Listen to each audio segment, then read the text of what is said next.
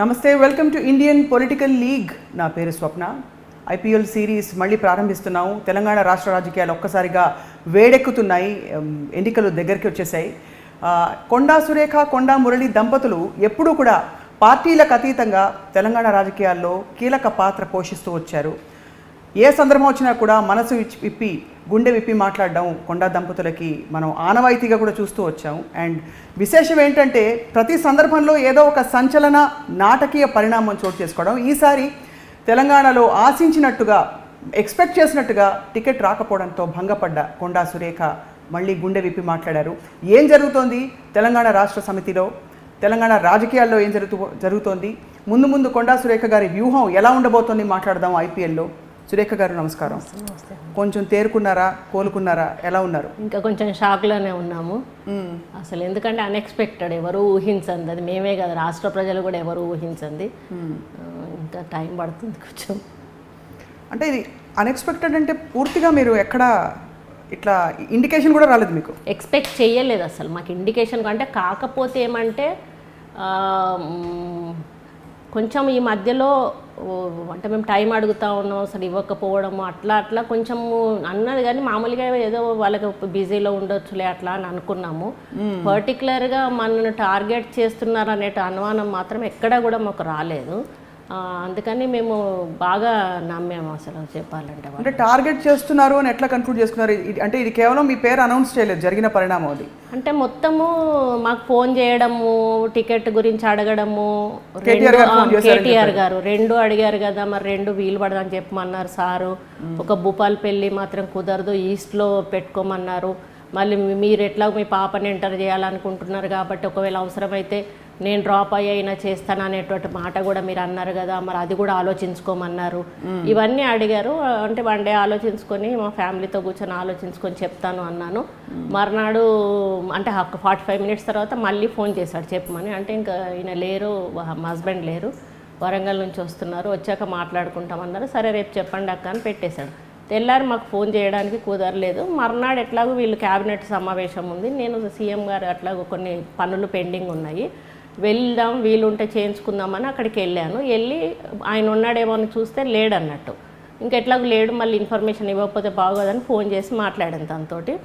సరే అమ్మ Warangal east final కదా అన్నట్టు. ఫైనల్ అని అన్నాను. మీరా మీ పాప అని అడిగారు. ఇదంతా ఎప్పుడు ఆ రోజే అదే మన అనౌన్స్ చేసే రోజే.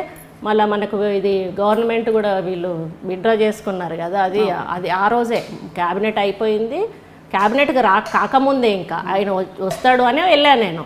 ఇంకా అప్పటికి ఆయన రాలే, మిగతా వాళ్ళందరూ వచ్చారు. నేను ఫోన్ చేస్తే ఫోన్ ఎత్తాడు. అయితే పాప మీరా కన్ఫర్మ్ అంటే నేనే అన్నా కన్ఫర్మ్ చేసేయమని చెప్పండి. సరే అక్క చెప్తానన్నారు. ఇంకా అది మనం చెప్పేసినట్టే కదా, ఇప్పుడు మన సైడ్ నుంచి ఏం ఆబ్జెక్షన్ లేదు. మళ్ళీ ఇంత లోపల ఆయన లోపలికి కూడా వచ్చాడు. లోపలికి వచ్చినప్పుడు కూడా మళ్ళీ ఇట్లా కలిశాడు కానీ నమస్తే పెట్టాను. ఇక ఆయన బిజీగా పైకి వెళ్ళిపోయినాడు. తర్వాత వాళ్ళది క్యాబినెట్ మీటింగ్ అయిపోయింది. సీఎం గారు గవర్నర్ దగ్గరికి వచ్చి మళ్ళీ ఇంటికి వెళ్ళిపోయాడు డైరెక్ట్ సీఎం గారు. వెళ్ళిన తర్వాత ఒక 3-4 కడియం శ్రీహరి, పల్లారాజు రెడ్డి వాళ్ళు ఎవరెవరినో పిలుచుకున్నారు ఈ టికెట్ల డిస్కషన్ కోసము. పిలుచుకున్న తర్వాత ఒక 10-15 నిమిషాలకి కేటీఆర్ గారు వెళ్ళారు. వెళ్తున్నప్పుడు నేను లేచి మాట్లాడబోతే మళ్ళీ వస్తా అనుకుంటే వెళ్ళిపోయినారు. అంటే దాటేసినట్టు అనిపించిందా? అట్లని కాదు, మామూలుగా అందరినీ కూడా అట్లాగే అనేసి వెళ్ళిపోయినారు. అంటే ఆయన పిలిచారు కాబట్టి త్వరగా వెళ్ళిపోతున్నారు. ఇక సరే అని కూర్చున్నాక మళ్ళీ మా హస్బెండ్ కూడా ఫోన్ చేసి ఒక మాట చెప్పినామని అడిగారు ఇక్కడ నుంచి. అంటే చెప్పాను అని చెప్పాను. మళ్ళీ ఎందుకైనా మంచిది మళ్ళీ ఒకసారి చెప్పు అని అన్నారు అన్నట్టు. సరే అని చెప్పేసి సీఎం గారి దగ్గర ఉన్నారు కదా అని ఈయనకు ఫోన్ చేస్తే ఈయన ఫోన్ ఆఫ్ ఉంది. వాళ్ళ పిఏను అడిగాను. ఆయన ఏమన్నాడు, లోపల ఉన్నారక్క మరి మాట్లాడించమంటారంటే పర్లేదు సంతోష్ లోపల ఉన్నాడా అని అడిగాను. అంటే సంతోష్ లోపలే ఉన్నాడక్క అంటే నేను సంతోష్కి కాల్ చేస్తాలే అని చెప్పాను. సంతోష్కి కాల్ చేశాను. ఆయన కట్ చేస్తూ ఉంటే నాకు పక్కనే ఉన్నాడని డౌట్ వచ్చేసి నేను మెసేజ్ పెట్టాను. సంతోష్ ఇట్లా కేటీఆర్ అన్న ఫోన్ బంద్ ఉన్నది, ఒక మాట ఇన్ఫర్మేషన్ ఇచ్చేసేయి, వరంగల్లో ఈస్ట్ నా పేపర్ ఫైనల్ చేయమని చెప్పేసేయమని డిక్లేర్ చేయమని చెప్పు అని చెప్పి ఓకే అక్క అని ఆయన రిప్లై ఇచ్చాడు. ఇక అసలు నాకు ఎక్కడ డౌట్ ఎట్లా వస్తుంది, మనకు ఫోన్ చేయకపోతేనో లేకపోతే మనకు టికెట్ గురించి అడగకపోతేనో అట్లా డౌట్ వస్తుంది. అన్ని విధాలుగా మాట్లాడినాక ఇంకా డౌట్ ఎక్కడి నుంచి వస్తుంది? మరి ఒకటేదో 1 of the 2 రైట్ అయి ఉండాలి. ఒకటి వాళ్ళకి ముందే ఇవ్వకూడదని తెలుసు. తెలుసు. అయితే మళ్ళీ మరి ఎందుకు ఈ మధ్యలో ఈ మంతనాలు అందుకే కదా ఇప్పుడు నమ్మించినట్టే అనిపించింది నాకు. మనకి ఎటువంటి డౌట్ రాకుండా నమ్మించినట్టే అయితే అక్కడ ఏమన్నాడంటే సంతోష్కి ఫోన్ చేసినప్పుడు అక్క నిన్న మీ టికెట్ గురించి అడిగితే మళ్ళీ ఫోన్ చేస్తా అని చేయలేదట మీరు అని ఒక మాట అన్నాడు. అంటే నేను ఎట్లాగే ఇక్కడికి వస్తున్నా కదా ఇక్కడ చెప్పేద్దామని నేను ఫోన్ చేయలేదు అని అన్నాడు. అంటే అప్పుడు బహుశా టికెట్స్ డిస్కషన్ వచ్చి ఉంటుంది, అప్పుడు కానీ అడిగి ఉంటారు మరి చేసిండ్రా ఫోను అంటే అప్పుడు ఏమని చెప్పాడు మరి చేయలేదు రిప్లై లేదు వాళ్ళ దగ్గర. రిప్లై ఉన్నా లేకున్నా మళ్ళీ అట్లీస్ట్ ఒక మాట కన్ఫర్మ్ చేసుకోవాలి కదా, ఏమన్నా మళ్ళీ మీరు రిప్లై చేయలేదు మళ్ళీ మేము ఇట్లా ఫైనల్ చేస్తున్నాం టికెట్స్ మరి మీరు డిసైడ్ చేసుకున్నారా అని కాల్ చేయాలి కదా. మళ్ళీ వాళ్ళ దగ్గర నుంచి కాల్ రాలేదు. కానీ నేను డైరెక్ట్గానైతే డిక్లేర్ చేసే రోజు చెప్పినప్పుడు అప్పటికైనా కూడా అవకాశం అయితే ఉంది కదా, అప్పటికి ఇంకా అనౌన్స్ కూడా చేయలే టికెట్. అదొకటి ఇప్పుడు నిజంగా మీకు టికెట్ ఇవ్వాలనే ఆలోచన ఉంటే ఒకటి అంటే మీరు ఒక్క ఫోన్ చేయలేదని చెప్పి ఊరికే కదా, అసలు వాళ్ళు కూడా ఫోన్ చెయ్యరు కదా నాకు ఇచ్చే అవకాశం లేనప్పుడు. ఇవన్నీ ఎంక్వైరీలు చేయడము, ఇవన్నీ అడగడము, ఎక్స్ప్లెనేషన్స్ అడగడము, ఇవన్నీ కూడా చేయాల్సిన అవసరం లేదు కదా వాళ్ళకంటే. నన్ను ఇస్తున్నాము అనేటువంటి ఒక మభ్యపెట్టేటువంటి కార్యక్రమమే జరిగింది. నేరుగా చెప్పొచ్చు కదా మీరు, అంటే చెప్పలేదు కదా ఇప్పటి వరకు కూడా చెప్పలేదు కదా. నేరుగా చెప్పే వాళ్ళు అయితే ఇప్పటి వరకు, ఇప్పుడు నేను మొన్న ప్రెస్ మీట్ పెట్టాను మీరు కారణం ఏంటి చెప్పండి అన్నారు. ఈరోజు ఎవరు కారణం చెప్పలేదు కదా అసలు.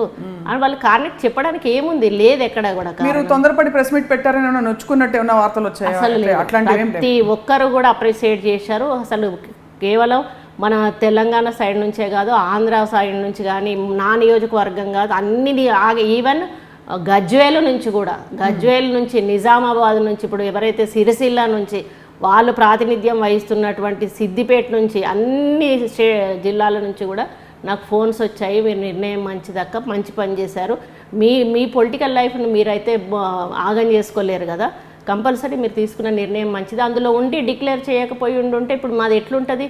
మన మొత్తానికి మనం వాల్యూ పొడగొట్టుకున్న వాళ్ళం అయితే, మన వాల్యూ పోకముందే కాపాడుకోవడానికని బయటికి రావాలి మనం.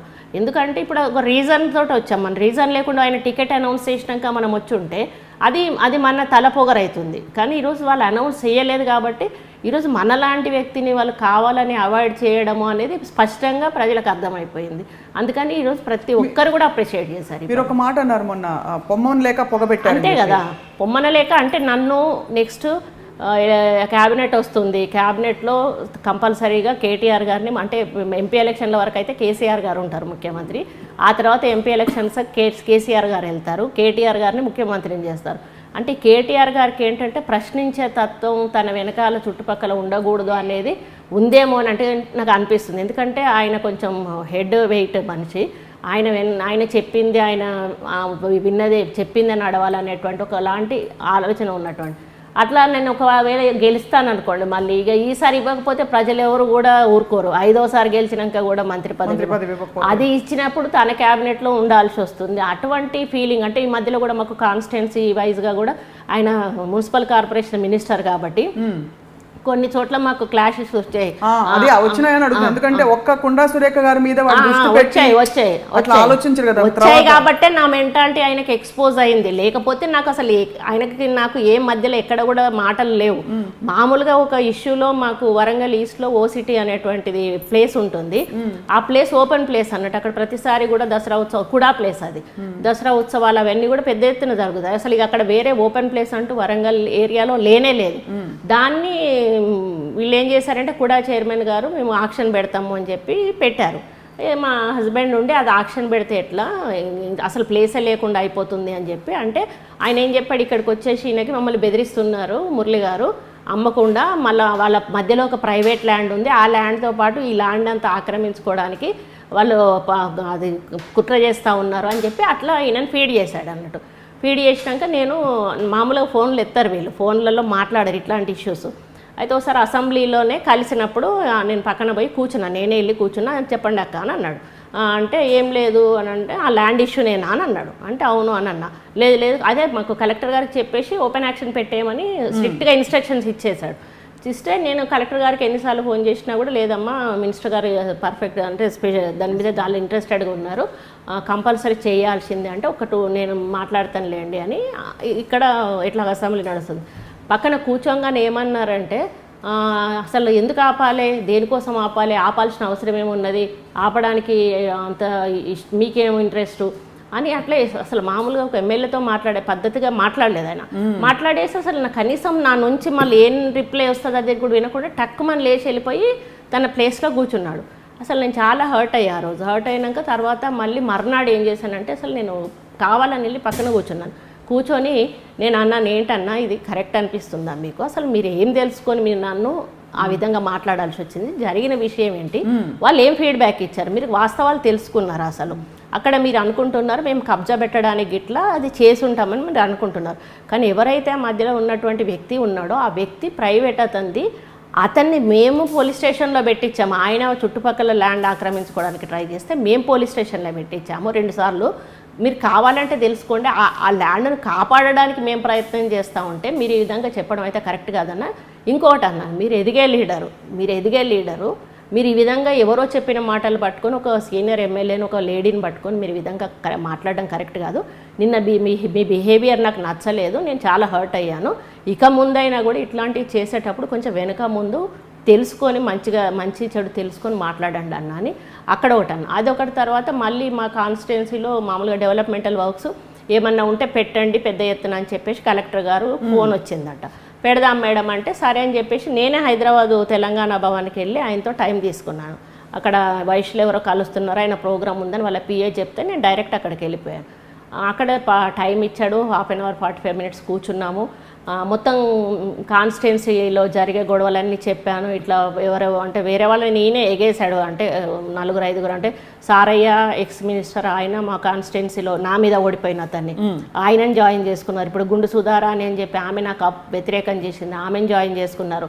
ఇక ఇప్పుడు మేయర్ని బాగా ఎంకరేజ్ చేసి మేయర్ కూడా ఆయన ఇష్టం ఉన్నట్టుగా బయటకు వచ్చి స్టేట్మెంట్స్ ఇవ్వడం, అట్లా నాకే టికెట్ ఇస్తా అన్నాడు కేటీఆర్ అని ఇట్లా చెప్పుకోవడం జరుగుతుంటే నేను స్ట్రేట్గా అడిగా, మరి ఇట్లా జరుగుతుందన్న మీ పేరు చెప్తున్నారు అంటే నా పేరు చెప్తే మాత్రం పెద్దసారి వింటాడా అక్క, నేను చెప్తే ఇస్తారా అని అన్నాడు. మరి అట్లాంటప్పుడు ఆయన వాళ్ళని పిలిచి కనీసం కన్విన్స్ చేయాలి కదా. ఇదంతా పోనీ కానీ భూపాలపల్లి విషయం చెప్పండి, అసలు భూపాలపల్లి ఏం జరుగుతుంది అని అన్నాడు. ఏం జరుగుతుందన్న అక్కడైతే ఆయన గెలవడు అని అంటే సారు కొంచెం నారాజు ఉన్నాడు, మీరు ఎక్కడో స్టేట్మెంట్ ఇచ్చారట ఇట్లా ఓడిపోతారని చెప్పేసి మన ఎమ్మెల్యే గారే ఇట్లా అనడం కరెక్ట్ కాదు కదా అని అన్నారు. అంటే ఇట్లా ప్రెస్ వాళ్ళు అడిగారన్న, మరి ఇట్లా ఆయనకు తగ్గిపోయింది అంటే వాస్తవం ఉన్నది చెప్పినా వాళ్ళ పిల్లల మీద ఇట్లా వ్యతిరేకత ఉంది, అది ఆయన మీద ఎఫెక్ట్ పడుతుందని చెప్పానన్న. అంటే ఇంకా ముందు వెళ్ళకండి అట్లా అంటే సరే మంచిది నాదే ముందు అక్క అన్న, కాకపోతే మా క్యాడర్ని అక్కడ ఇబ్బంది పెడుతున్నారు, మా క్యాడర్ని కేసులు పెట్టిస్తున్నారు, కొట్టుతున్నారు. అంటే స్థానికంగా జరగబోయే ఎన్నికల్లో ఓడిపోతారని చెప్పారు మీరు? అదే లేదు, అంటే ఆయనే ఎమ్మెల్యే సీట్లోనే ఆయన గెలవడం కష్టం అనేటువంటి మాట ప్రెస్ వాళ్ళు అడిగితే చెప్పాను నేను.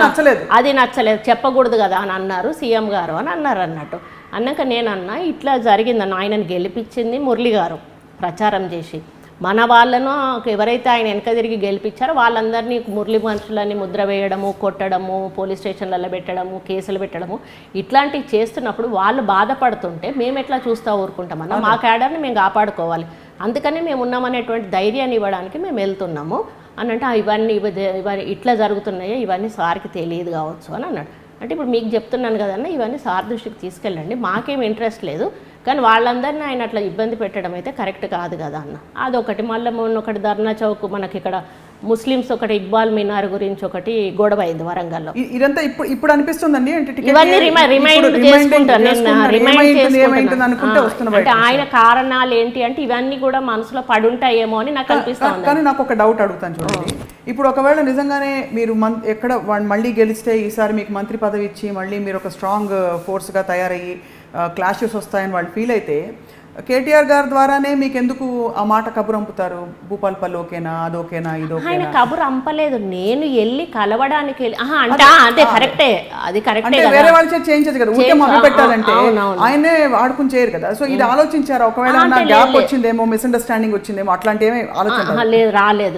ఎందుకంటే ఆయన అందరికి ఆయనే చేస్తున్నాడు, ప్రతి ఒక్కరికి ఆయనే చేస్తున్నాడు, ప్రతి నియోజకవర్గం నుంచి ఆయనే పిలుచుకుంటున్నాడు.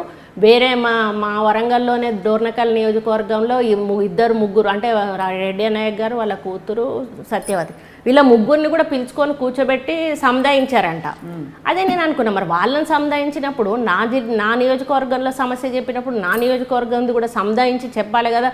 ఒక ఫోన్లో చెప్పేసేసి నువ్వు వచ్చి టికెట్ తీసుకొని వెళ్ళిపోనంటే అది ఎంతవరకు బాగుంటుంది. నేను అదే సంతోష్ తోటి ఫోన్లో ఆ రోజు కూడా అంతకుముందు అంటే వెనక రెండోసారి చేసేదానికంటే ముందు సంతోష్తో మాట్లాడా. సంతోష్ ఇట్లా అంటే ఫోన్ చేయలేదు అంటున్నావు నువ్వు, అసలు అది చేసే పద్ధతి కరెక్ట్ కాదు కదా. నేను ఒక సీనియర్ ఎమ్మెల్యేను, నా దగ్గర ఈ ప్రాబ్లం ఉంది, ఇట్లా జరుగుతుంది అని పదే పదే చెప్పినప్పుడు అందరినీ కూర్చోబెట్టి ఒక మాట చెప్పకుండా నలుగురిని 4 దిక్కులా ఎగేసి నన్ను నించోబెట్టి ఓడించి నా పరువు తీయడానికి అని చేస్తున్నారు. ఎందుకు చేస్తున్నారు నాకు అర్థం కావట్లేదు అని చెప్పి కొంచెం నేను డిస్కస్ చేశాను. అది కూడా చెప్పుంటాడు ఈయన, సంతోష్ చెప్పుంటాడు. ఇంకా ఇవన్నీ వాళ్ళు అదొకటి వాళ్ళకి మనసులో అంటే ఏంటంటే ఇక వాళ్ళకి ఎత్తేయాలనిపించింది. ఎత్తేసే టైంకి ఇవన్నీ కారణాలు మంచి పలుకుబడి ఉన్న దంపతులు ఇద్దరు ఆ ఏరియాలో. మాకు గెలిచే వాళ్ళు కావాలని ప్రతి పార్టీ అనుకోవడం సహజం, కానీ మీరు గెలిచే వాళ్ళని ఎందుకు వదులుకుంటారు 4 సార్లు? ఒకటి ఏంటంటే లాస్ట్ టైము గెలుపు కోసమని నన్ను మమ్మల్ని బ్రతిమలాడి ఇప్పుడు బయట స్టేట్మెంట్ వాళ్ళతో ఏమి ఇస్తున్నారంటే మేము వాళ్ళని బ్రతిమలాడామని. మేము బ్రతిమలాడితే పర్కాల కోసం బ్రతిమలాడుకుంటాం కానీ వరంగల్ ఈస్ట్ కోసం బ్రతిమలాడుకోం కదా. మాకు 30 ఏళ్ళ నుంచి మేము ఎంటున్న నియోజకవర్గం కోసం వెతుక్కుంటాం కానీ కొత్త నియోజకవర్గం కోసం మేము ఎందుకు ఎత్తుకుంటాం. ఈరోజు వాళ్ళు పిలిచి కొత్త నియోజకవర్గంలో నిలబెట్టడానికి మమ్మల్ని పిలిచారు. ఎందుకు మీరు గెలుస్తారని. అక్కడ మాజీ మంత్రి ఉన్నాడు, ఆయన ఓడగొట్టాలంటే మీరు మాత్రమే ఓడగొట్టగలరు అని చెప్పేసి నించోబెట్టి మేము లోపలికి ఆయన దగ్గరికి మాట్లాడడానికి వెళ్ళినప్పుడు కూడా ఒక ½ అన్ అవర్ కూడా డిస్కషన్ చేసాము. వద్దన్నా మేము వదిలిపెట్టలేమన్నా అంటే కూడా లేదమ్మా మీరు ఇక్కడే నించోండి, మీకు అక్కడ ఏమి ఇబ్బంది లేకుండా నేను చూసుకుంటా అని అన్నీ మాట్లాడాడు ఆయన. అక్కడ నించోబెట్టారు. ఇప్పుడు ఏంటంటే వాళ్ళకు బాగా కాన్ఫిడెన్స్ వచ్చింది, ఎవరున్నా ఎవరు లేకపోయినా కూడా మేము బాగా సీట్లు 100 సీట్ల పైన గెలుచుకుంటాం కాబట్టి ఈ మొక్కది పోకే మాకేం నష్టం ఉంది అనేటువంటి ఒక ఫీలింగ్ వాళ్ళకి వచ్చి ఉంటుందని నేను అనుకుంటా ఉన్నాను. అందుకే మమ్మల్ని దూరం చేసుకోవడానికి సిద్ధపడ్డారు కాబట్టి ప్రకటించలేదు. అంతే అంతే అంతే. కానీ ఇంతవరకు ఏమి వాళ్ళ వైపు నుంచి ఎందుకమ్మా ఇట్లా చేశారు? నేను రేపు ప్రెస్ మీట్ అని స్క్రోలింగ్ వస్తున్నప్పుడు వెయిట్ చేశాను, పొద్దున్న ఫోన్ వస్తుందని వెయిట్ చేశాను. మర్చిపోయాను 105 లిస్ట్ అవుట్ అయినాక కూడా నేను ముగ్గురికి ఫోన్ చేశాను. కేటీఆర్కి చేశాను, ఎత్తలే, ఎవరు ముగ్గురు ఎత్తలే. సంతోష్ ఎత్తలే, కేటీఆర్ ఎత్తలే, హరీష్ రావు ఎత్తలే. ముగ్గురు కూడా ఫోన్ కూడా ఎత్తలేదు అని ఇంకా మనం ఏమనుకుంటాము. అంటే ఎత్తకపోయినా రివర్స్ అన్న పోనీ ఏదైనా బిజీలో ఉండి ఎత్తకపోయినా మళ్ళీ తర్వాత అన్న చేస్తారు కదా, చేయాలి కదా. ముగ్గురు ఒక్కరన్నా చేయాలి కదా, ఎవరన్నా ఒక్కరన్నా చేయలే. సో చాలా మొత్తం మీద చాలా భంగపడ్డారు మీరు. అంటే అంతే కదా. మీరు ఎప్పుడు అంటే మీరు పదవి కోసం తాపత్రయపడుతున్నారని అడగను, ఎందుకంటే మీరు గతంలో పదవులు వదులుకున్న సందర్భాలు అవును. అది కాదు ఈసారి కూడా 5 ఏళ్ళు మంత్రి పదవి ఇవ్వకపోయినా ఒక దగ్గర ఎక్కడన్నా మాట్లాడానా నేను? ఈసారి అది కూడా రాబోతున్నాను. కానీ అంతకంటే ముందు మీ తదుపరి కార్యాచరణ సిద్ధం చేసుకుని మీరు బయటకు వచ్చారా? బయటకు వచ్చాక సిద్ధం చేసుకుంటున్నారా? ఎవరెవరు అంటే లాస్ట్ టైం కూడా మాకు అట్లనే జరిగింది. ఇండిపెండెంట్ గా వేద్దాం అనుకున్నప్పుడే వీళ్ళు పిలిచారు. ఈసారి ఈ పార్టీలోంచి వేద్దాం అనుకున్న టికెట్ ఇచ్చిండుంటే నోకి వస్తాను. అసలు మీరు ఇప్పుడు ఇది డిస్కషన్ అంతా ఇదంతా ఉండేది కాదు. కానీ వాళ్ళు రిజెక్ట్ చేశారు కాబట్టి ఈరోజు మేము బయటికి రావాలి. ఎంత రాకపోతే అది మాకు ఆత్మాభిమానం దెబ్బతిన్నట్టే. ఇప్పుడు మేము మమ్మల్ని అవమానపరిచినా కూడా అక్కడ ఉండడము అనేది చాలా ఇబ్బందికరమైనటువంటి విషయం. మొదలు రాజకీయాల్లో మనల్ని మనం గౌరవంగా ఉంచుకోవాల్సిన అవసరం ఉంది. అందుకని బయటకు వచ్చి ఇప్పుడు లెటర్ అయితే వచ్చాము, రేపు మళ్ళీ ఒక బహిరంగ లేఖ రాయబోతున్నాము. ఇప్పటి వరకు మాకు పార్టీ నుంచి సమాధానం రాలేదు. నేను వేసిన ఏ క్వశ్చన్కి కూడా వాళ్ళ దగ్గర ఆన్సర్ లేదు. ముఖ్యమంత్రి గారిని కలిసి ఎందుకండి కలవడం ఎందుకు? ఇంత లేదు, ఇంత తీవ్ర స్థాయిలో ఉన్న తర్వాత ఇంకా కలవడం కూడా వేస్ట్ కదా. ఇక మనకి ఆ ఫీలింగ్ వచ్చేసిద్ది అంతే, ఇంకా పోయే అవసరం లేదు. రేపు మాత్రం బహిరంగంగా ఒక లేఖ రాస్తాము. ఈ వినాయక చవితి అన్ని రోజులు కూడా మేము ఏ కార్యక్రమాలు తీసుకోము. మాకు ఇది ఈ పండుగ కొంచెం మంచిది అంటే ఏదన్నా ఒక ఇన్సిడెన్సెస్ అయితే అందుకని ఇట్టే 9 days కూడా మేము దూరంగా ఉంటాం ప్రజలకు. కానీ ఈ 9 days తర్వాత అంటే లోపల ఫీలింగ్ ఉన్నది కదా. జరిగిన డిసప్పాయింట్మెంటా లేకపోతే జరిగిన తీరా జరిగిన విధానం కరెక్ట్ కాదు. ఒకవేళ మీకు ఇవ్వాల్సి లేకుంటే పిలుచుకొని మేము ఇవ్వదలుచుకోలేదు, ఈ కారణంతో ఇవ్వట్లేదు అని చెప్పొచ్చు కదా మీరు. నా తప్పేంటో లేకుండా ఏదో మీ ఇష్టానుసారంగా ఆ రోజు మీరే పిలుచుకుంటారు, టికెట్ ఇస్తారు, నాకు కాన్స్టిట్యున్సీ కానీ కాన్స్టిట్యున్సీలో నించోబెడతారు, నాకు సంబంధం లేని కాన్స్టిట్యున్సీలో మీ అవసరానికి నించోబెట్టుకున్నారు.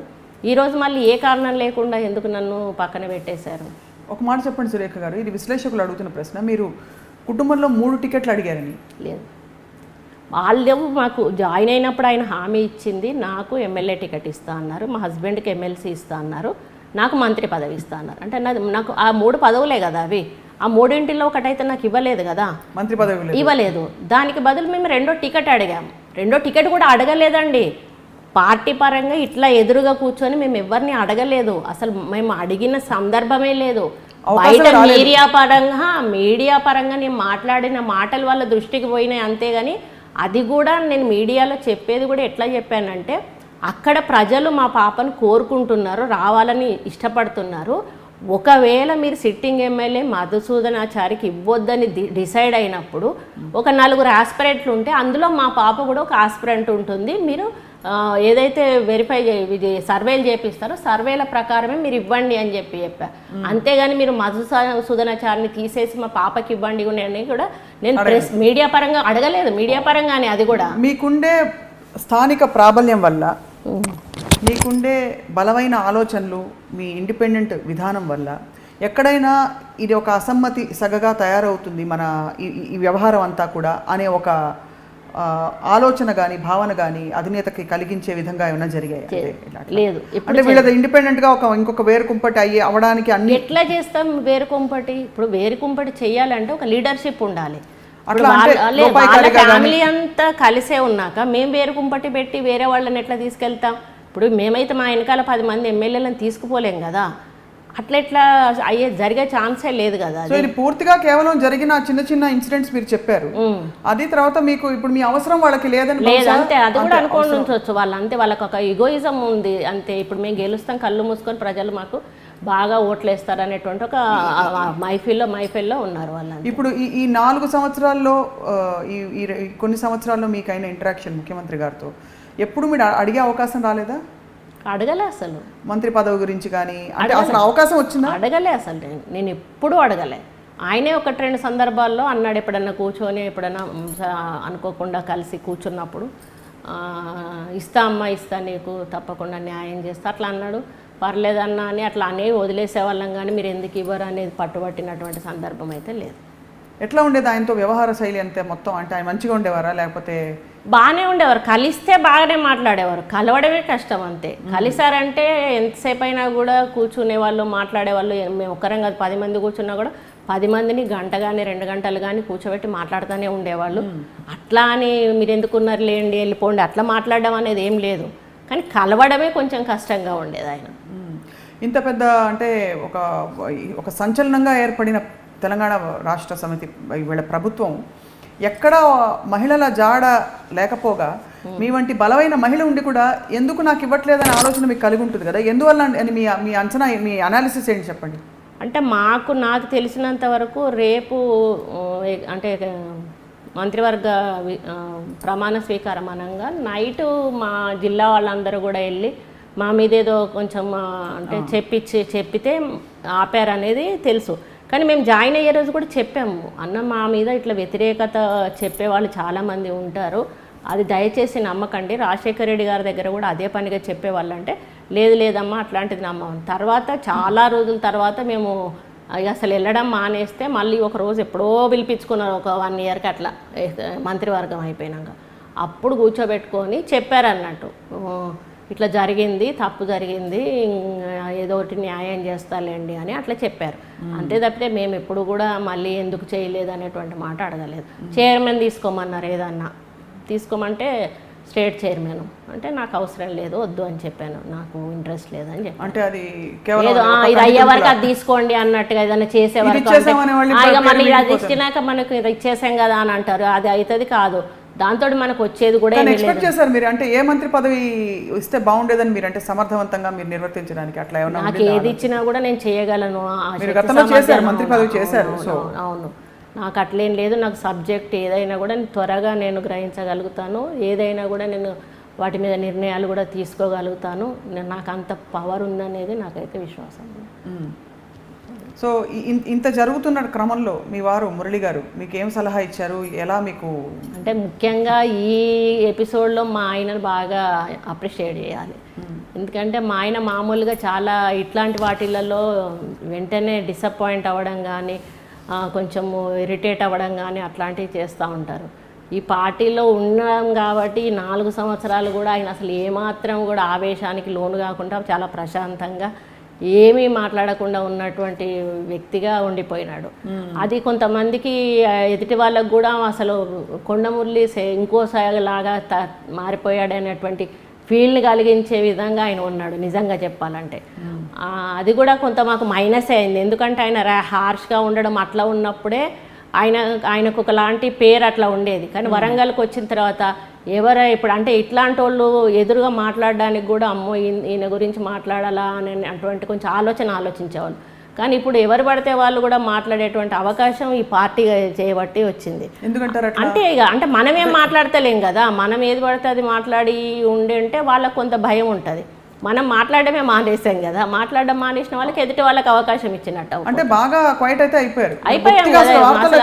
చాలా మంది అడుగుతుంటే అవును నవ్వి ఊరుకునేదాన్ని. ఏం చెప్తాం, ఈ పరిస్థితి అంతా మేము ఎక్స్ప్లెయిన్ చేయలేం కదా, మనకు స్వాతంత్రం లేదనేది చెప్పలేం కదా. ఆంక్షలు అయితే ఉండేవి, వాక్ స్వాతంత్రం. ఆంక్షలు అంటే వాళ్ళు వద్దు అనేవాళ్ళు కాదు, కానీ మాట్లాడితే ఏం జరుగుద్దో అనేటువంటి ఒక అభద్రతాభావం అంతే ఉంటుంది. అది మాత్రం పార్టీలో ఉందంటారు అంతేగా. సో చాలా అంటే ఒక్కసారిగా మొత్తం మీరు ఎక్స్పెక్ట్ చేసి ఇంకా పోటీ చేయబోతున్నాను అని అనుకుంటున్న టైంలో ఇలాంటి పరిణామాలు మళ్ళీ అంటే ఇప్పుడు టికెట్ ఇచ్చిన ఈ 4 సంవత్సరాలు ఇదే పరిస్థితి ఉండేది. 5 సంవత్సరాలు అది వాళ్ళు ఇవ్వకపోవడము. నేను ఈరోజు నా వాయిస్ విన్న తర్వాత అసలు ఒక్కొక్కరు అసలు మామూలుగా ఎన్ని ఫోన్స్ అంటే అసలు ఆ ఫోన్స్ ఏంటక్క మీరు ఇంత పవర్ ఉండి ఇంత వాక్చాతుర్యం ఉండి మీరు ఆ పార్టీలో ఇన్ని రోజులు ఎట్లా ఉన్నారు, ఎట్లా ఉండగలిగారు అని ఈ విధంగా. మళ్ళీ వాళ్ళ ప్రచారం కూడా ఎట్లా చేస్తున్నారు, వాళ్ళు చేసి మేము ఆల్రెడీ కాంగ్రెస్ వాళ్ళతో మాట్లాడుకున్నాము అంటే నేను అదే అంటున్నా, కాంగ్రెస్ వాళ్ళతో మాట్లాడుకొని ఉంటే మీరు ఆధారాలు బయట పెట్టొచ్చు కదా.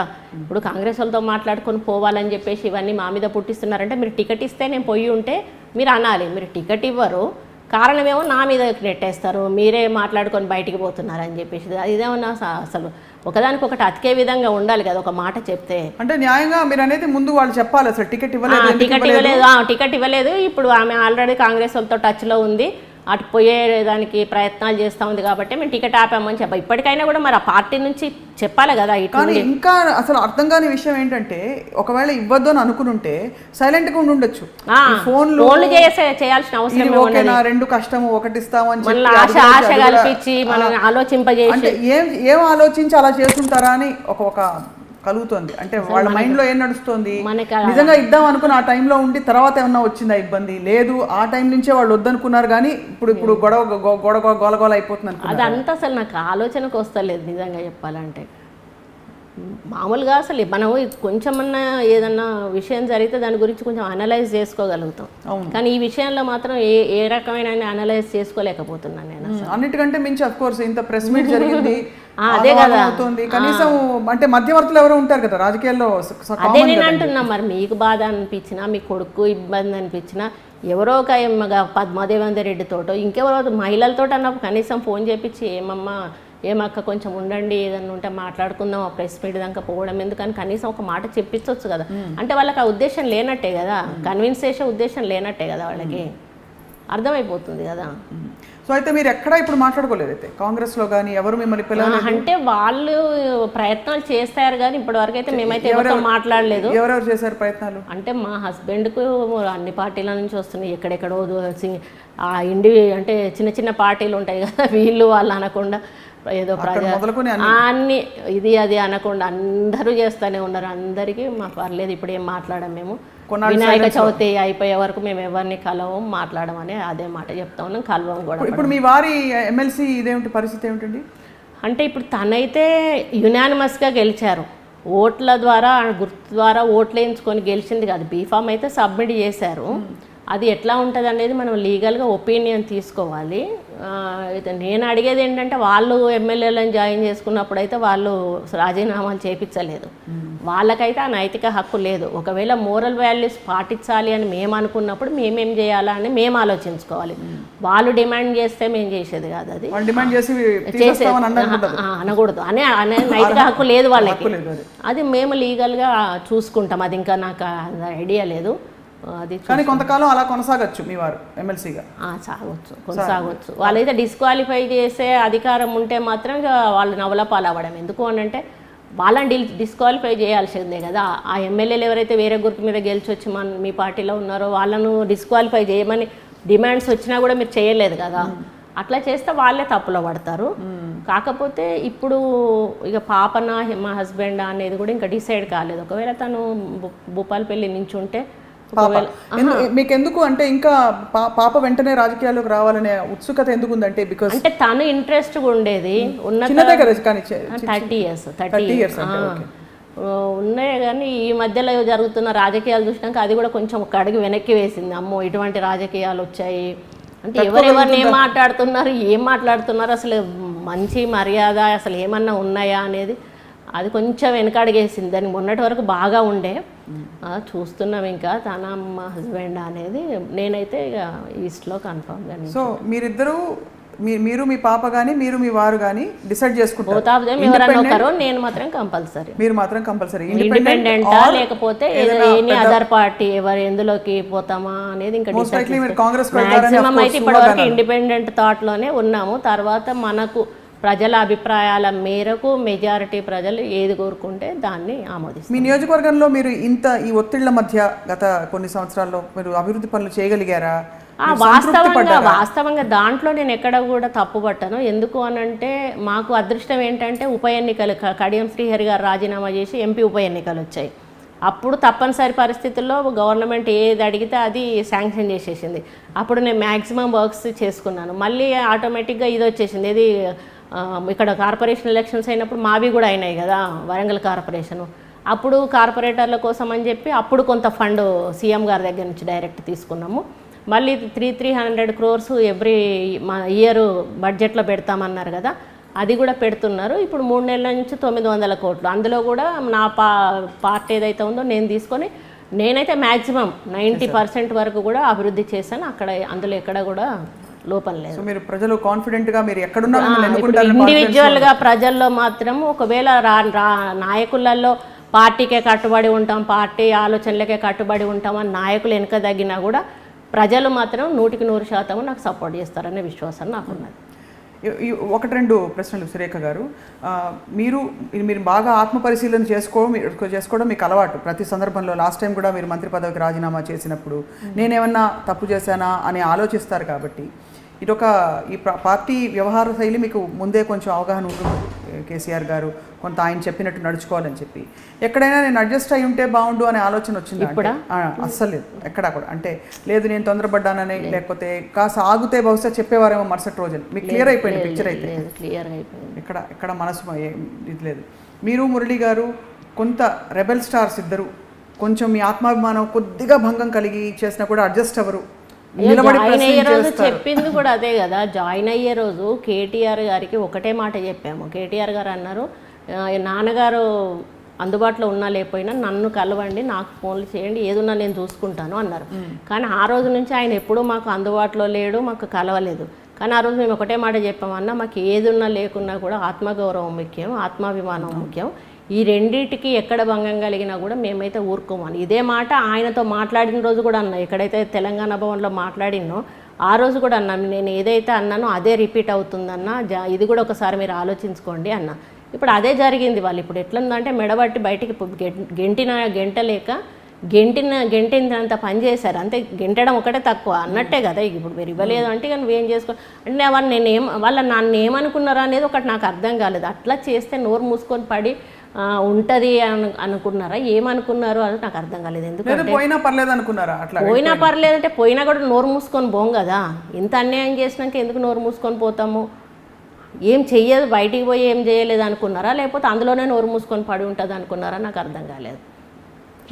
ఇప్పుడు మీరు బయటకు వచ్చారు కాబట్టి పరిస్థితులు ఎన్నికల వాతావరణం వచ్చేసింది కాబట్టి మీ అంచనాలు ఎలా ఉన్నాయి? అంటే ఈ ప్రభుత్వ పనితీరుకి మీరు ప్రభుత్వ పనితీరు అనేది అంటే అలా 2 రకాలుగా ఉన్నాయి. ప్రభుత్వం పని చేయడానికి ప్రయత్నం చేసింది, చేయలేదు అనను.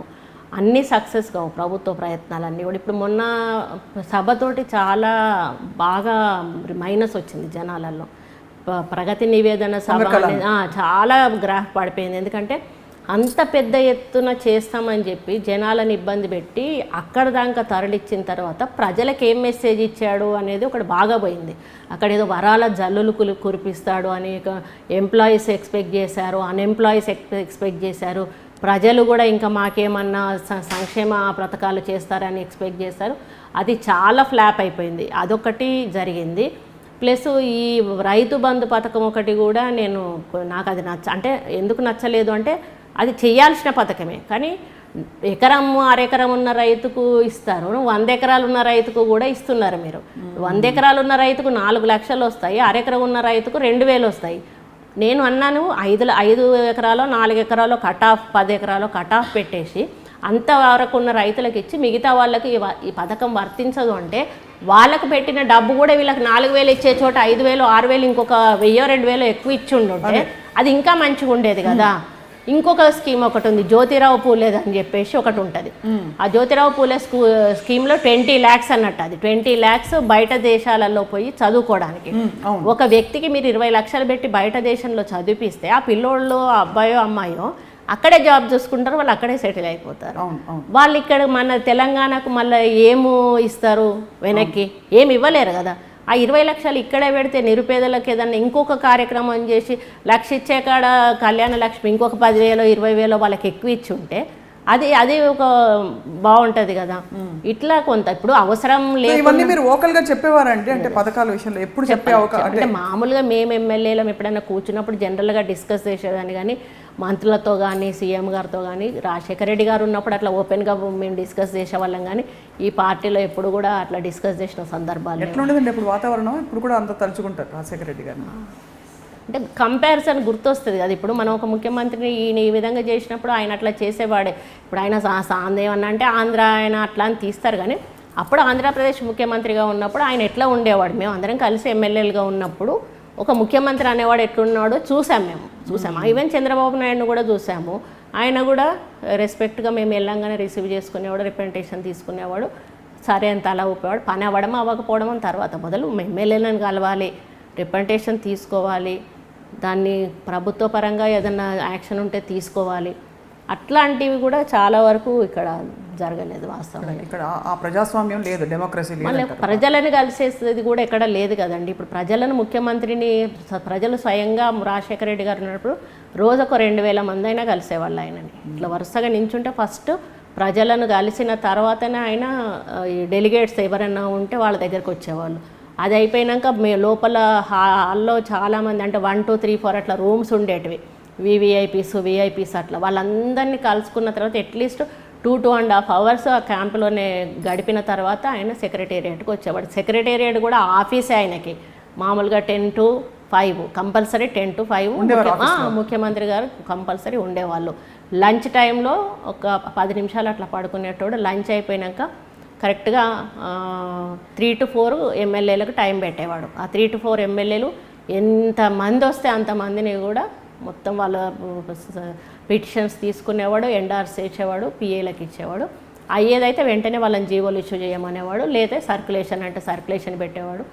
అన్నీ కూడా ప్రతి పిటిషన్ కూడా చూసేవాడు ఆయన మేము ఇచ్చినాం అట్లా. అది ఒక సంతృప్తి ఉంటుంది. ఇప్పుడు మేమైనా మా కార్యకర్తలు వచ్చినప్పుడు వాళ్ళని కలవం పో అంటే వేరేలాగా ఉంటుంది. కలిసి సరేలే నాన్న చూద్దాము అని అంటే వాడికి ఒక సంతృప్తి, అయ్యో మా ఎమ్మెల్యే గారు మాట్లాడారు పోగానే కలిశారు అని చెప్పి. ఇక్కడ కలిసే వాతావరణం కానీ ఆనవాయితీ కానీ లేదు, ఆయనకు లేదు, ఆయన కొడుకుకి లేదు.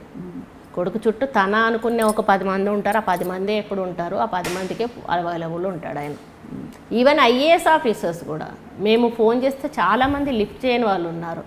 లిఫ్ట్ చేయకపోతే మేము మెసేజ్ పెడితే కనీసం మన నెంబర్ లేదు కావచ్చు అని ఐఎమ్ సో అని మెసేజ్ పెడితే కనీసం అలా రిప్లై ఫోన్ చేసిన వాళ్ళు కూడా లేని వాళ్ళు చాలామంది ఉన్నారు, ఫోన్ చేయని వాళ్ళు కూడా.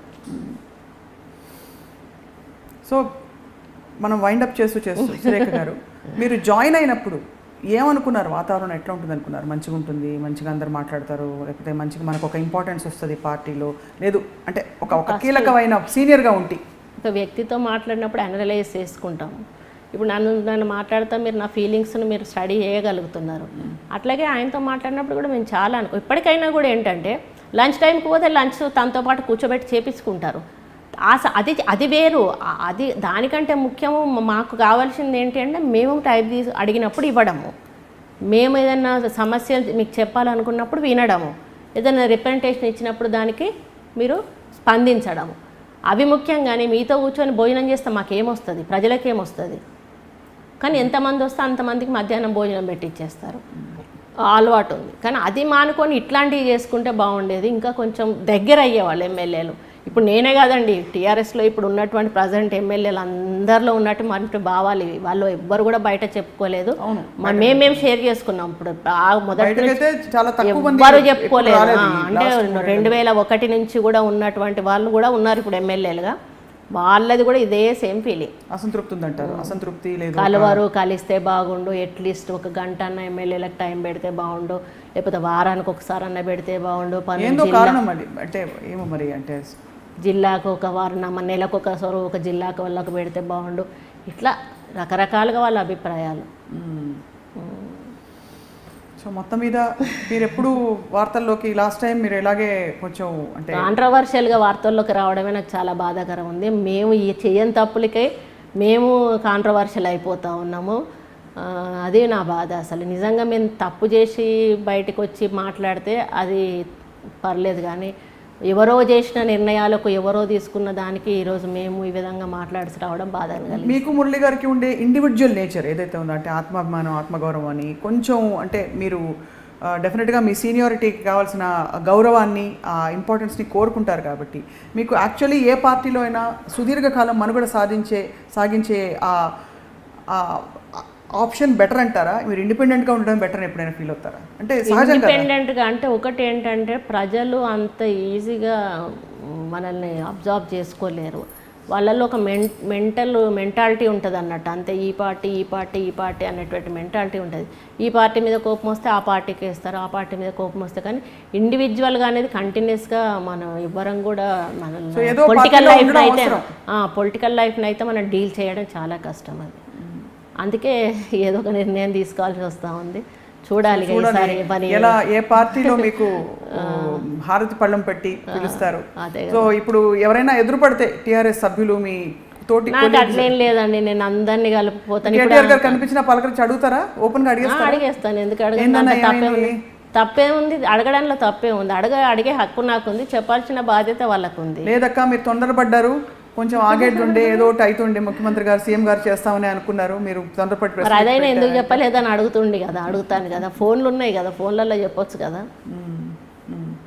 మొత్తం మీద మీరు భంగపడ్డారు. పోరాటం మీ ఏమంటారు మీ జర్నీలో ఉంది కాబట్టి పోరాటాన్ని కొనసాగిస్తూ ఇప్పుడు మరొకసారి ఇంకొక గూటికి చేరబోతున్నారు. ఇంకొక గూటికి అనేది ఇంకా డిక్లేర్ కాలేదు, మళ్ళీ డిక్లేర్ అయినాక మాట్లాడుకుందాము. అప్పటి వరకైతే నేను ఆమె ఇండిపెండెంట్. ఇండిపెండెంట్ కొండా సురేఖ గారు, కొండా మురళి గారు ఇండిపెండెంట్ దంపతులు. ప్రజలంటే ఇష్టం, మాస్ లీడర్స్గా, మంచి పేరున్న లీడర్స్గా. మాకు ఈ సమయం ఇచ్చి ఐ డ్రీమ్తో మాట్లాడినందుకు ధన్యవాదాలు సురేఖ గారు. నమస్కారం అండి.